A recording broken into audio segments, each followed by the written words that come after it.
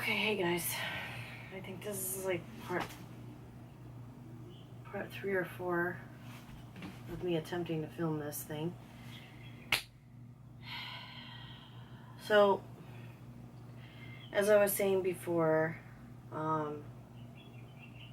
like the third world countries and stuff, they adjust. They, of course, a lot of them don't have fresh water. A lot of them don't have decent food, or no food at all. But I just wanted to explain this really quick. This is just what I've observed and learned a little bit. I could be wrong. I don't know. Everyone's opinion, opinions are sometimes wrong, sometimes right. So, I don't know. So with me, what I think is third world countries, they know what they have and they know whatever. But some of them could be super depressed and suicidal and stuff, and then others could be just, happy-go-lucky, like happy with what they got, because they're not used to having what us Americans and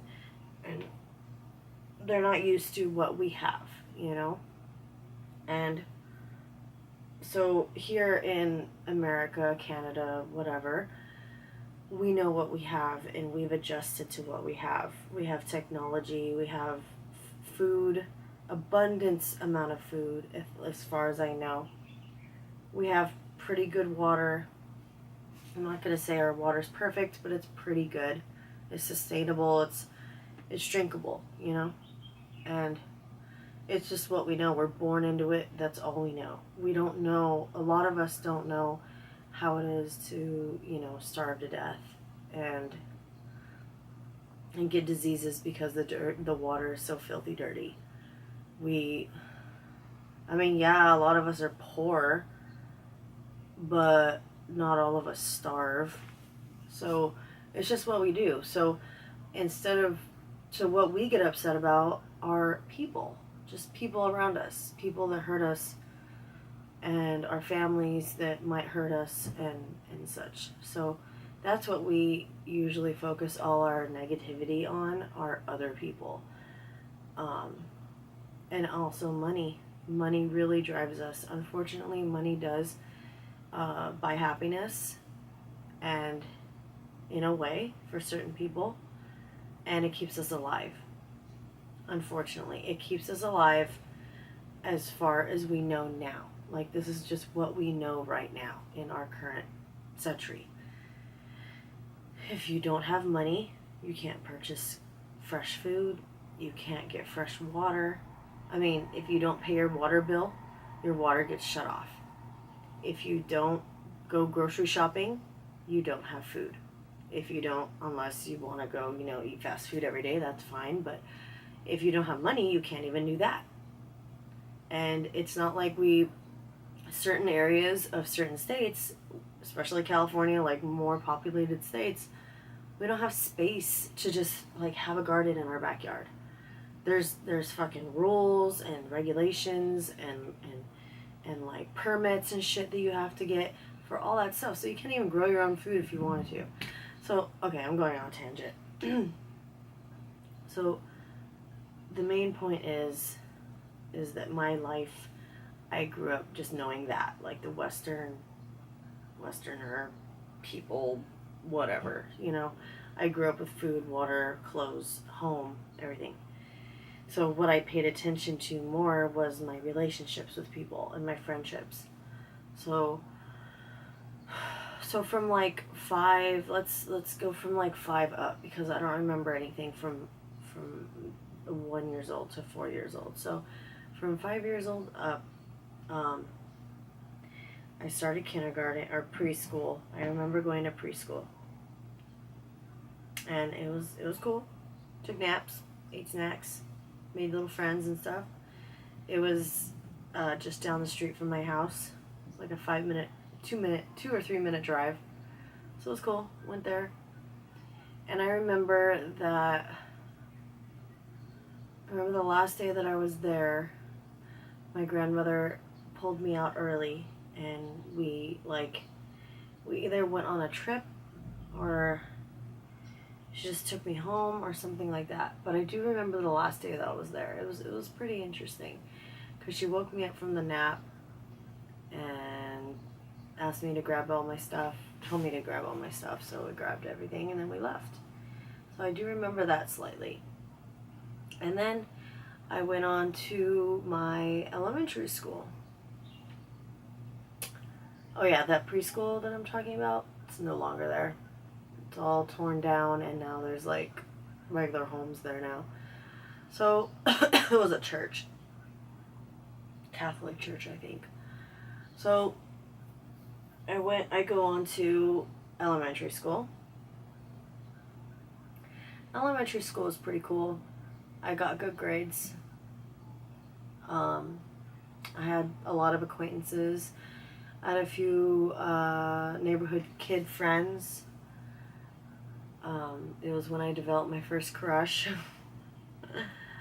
And I'm just warning you guys right now, I'm going to be pretty, not too explicit, but I am going to be honest with everything. I'm going to be candid with everything. I feel like I need to, let everything out and it just be an open book for you guys, because I am pretty good at writing, but I don't think I could write a whole entire book about my life. I don't know if I could extend it that much, so that's why I want to do it on video instead. So I go through elementary school. I don't remember a whole lot in elementary school. I do remember my crushes though, for some reason. I really do remember my crushes. I had like two. Yeah, I had two crushes.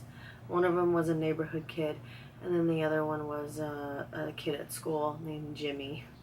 I can't say the name of the other one because he might watch this video in the future. I don't know. But the other one was named Jimmy, I believe. I think that was Jimmy. Yeah. Oh, that's right. That started in like kindergarten. I did have that crush in kindergarten. And then it followed me along in all the way into like 5th grade. I had a slight crush on this guy. I didn't even know, about love or anything. So yeah, we would like play ball and stuff and just do elementary kid stuff. There was no big substantial changes in my life during that moment at home. It was pretty consistent. So yeah, it was okay. It was good as far as I know. My grandparents might have had their issues, but they never let me in on anything, which I am kind of grateful for in a way, because now my son, he's 11 years old, he knows everything. He has to hear everything, and I'm not private about anything with him. I know I should be sometimes, but he knows everything, unfortunately. Not sexual, but like just other stuff. He knows a lot. So anyways, so elementary school was good. Elementary school life was good. Home life was pretty good. It was all normal, just a normal childhood. I know my grandmother would buy me really weird clothes at Kmart.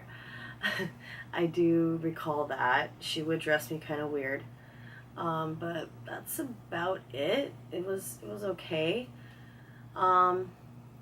So let's move on to middle school. This is when stuff starts to change. Obviously, I started going through puberty. I started my period, I think, when I was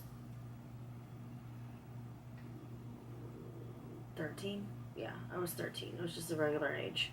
So I was like 8th grade. 8th grade. Okay, so yeah. Middle school was very interesting for me. It was a lot of changes, a lot of physical changes, and a lot of emotional changes, and a few changes at home too. So let's start with my physical changes, I guess. I started getting a little more husky.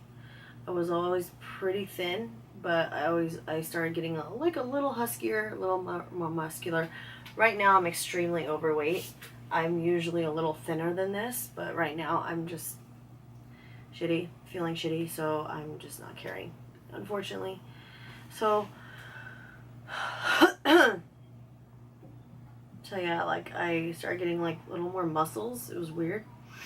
And these babies started growing a little bit, but I would still get teased about it because I always they didn't grow quite as big as other girls in my class. And we had a little club called the Itty Bitty Titty Committee. The Itty Bitty Titty Committee. I was part of that committee. I look back at it, it's so funny. It's so cute, you know? It's so cute. It's so funny. So I was teased about that, and it's when the bullying started as well. Like, it started getting a little harsh. Because 6th grade was probably the worst year for me because it was new. Because I changed schools. It was new. There was a couple people that I knew that went there, but we weren't like super close. So,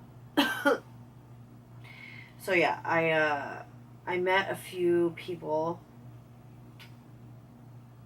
like 3 girls, and they were okay at first with me. We were pretty good friends, but all of a sudden something switched. I don't know what I did. I can't recall what I did, but I must have fucked with them somehow. And they started really going in on me. They started like bullying the crap out of me. They would take my backpack, they would throw it on the roofs of the classrooms. They would dump my backpack out on the ground. They would, just steal it, run around the schoolyard with it. They would make fun of my name because I do have a odd name. And, they're just, normal bullying tactics that most people that have gone through bullying experience. I got shoved a couple times. Never got in a fight, though, so I'm grateful for that. I never had to get in, like, an actual physical fight with anybody. No one punched me in the face or anything, but they would slap me here and there and shove me. But like, I've kind of erased that part of my life because it was pretty painful. It was bad. In a way, it could have been worse, but yeah, so 6th grade, I met one of my closest friends. Her name is Melissa. If you're watching, hello.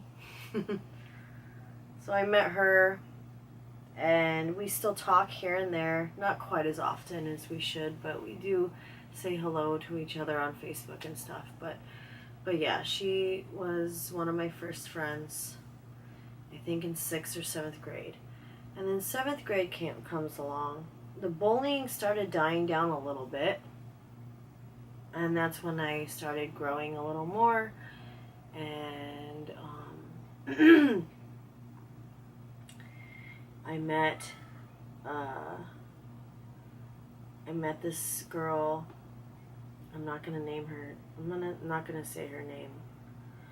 But she was my best friend for a very, very, very, very long time, and she's gonna be a part of this video series for a lot of it. She's a big, big part of my life. But I'm gonna name her Beth. Her name's Beth. And Beth was very outgoing to me, and her and I clicked. We got along really quickly because we were both outcasts, because she was kind of bigger, tall, but she had a very outgoing personality, and I've always been very introverted. And she was pretty extroverted in a way. She had her introvert moments, but she was mostly extroverted at times in the beginning. So I meet her, and we got along. We started hanging out at each other's houses, mainly at her house. And we would just talk and do regular girl things would do, you know, listen to music. That's the main thing that we connected on, was music. A few movies here and there, but mainly music. And I feel like she's the one who shaped me into a person. Unfortunately, because I did a lot of bad stuff because of her. And I was highly influenced by other people when I was growing up. I still am. Unfortunately, I'm not my own person. I don't think. I always shape myself into, mold myself into other people's personalities. So, so home life was okay. It was okay.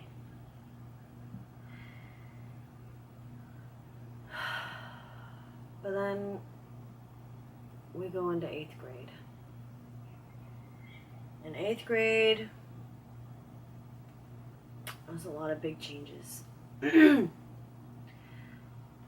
So like I said before, I did start my menstrual cycle.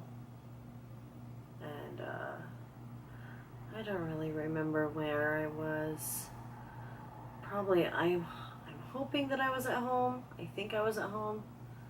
And I brought it up to my grandmother. Oh, that's one thing. That's right. I remember she took me to this little bookstore where I used to live, and she got me this book about puberty. And I was actually I don't know why, but she didn't really want to explain it to me, so she got me this book, and it explained everything in pretty full detail on the change of life for females, and that helped me a lot. I read it over and over and over again because I was so paranoid, so that helped me a lot. Excuse me. So yeah. So I read that book several times, and it taught me about